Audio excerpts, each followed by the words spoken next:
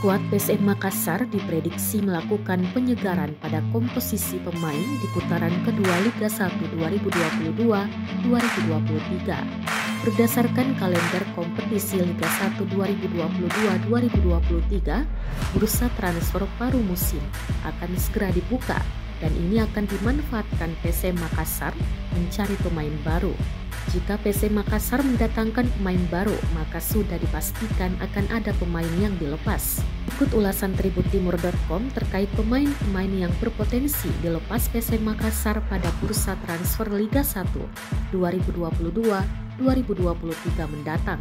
Diketahui PSM Makassar sudah melakoni 10 laga di Liga 1 2022-2023. Pelatih PSM Makassar, Bernardo Tavares, di setiap laga Liga 1 2022-2023 sudah mempunyai skema pemain yang dimainkan secara reguler atau starter. Walau demikian, dari 10 pertandingan di Liga 1 2022-2023, hanya 2 pemain yang selalu tampil full tanpa tergantikan. Keduanya yakni Reza Arya Pratama untuk posisi penjaga gawang, serta Yuran Fernandes yang merupakan jenderal lini belakang PSM Makassar. Selebihnya Bernardo Tavares kerap gonta-ganti pemain, baik untuk posisi starter maupun pengganti. Tetapi sudah ada gambaran starter yang kerap dimainkan Bernardo Tavares. Semisal untuk penjaga gawang, sudah pasti milik Reza Arya Pratama. Jika menggunakan taktik 3-5-2, maka PSM Makassar memastikan 3 posisi bek milik Yuran Fernandes, Agung Manan, dan Yance Sayuri. Pada posisi gelandang ada nama M. Arfan, Akbar Tanjung, dan Ananda Raihan kerap dipasang. Posisi winger yakni Yaakob Sayuri dan Saki Ashraf. Sementara striker tentu saja William Pluim dan Everton Nascimento. Adapun pemain yang kerap menjadi super sub yakni Rizky Eka Pratama, Ramadan Sananta, Kenzo Nampu, dan beberapa pemain lainnya. Secara umum starting PSM sudah pakem, tinggal pemain-pemain pelapis yang perlu untuk didatangkan, kata pengamat sepak bola Syamsuddin Umar pada Senin 24 Oktober. Dari sejumlah nama yang ada, beberapa pemain PSM Makassar jarang mendapatkan waktu bermain. Ada beberapa penyebab. Pertama, karena posisi bermainnya diisi sejumlah pemain yang cukup berkualitas hingga membuat persaingan cukup ketat. Ini terjadi untuk posisi bek.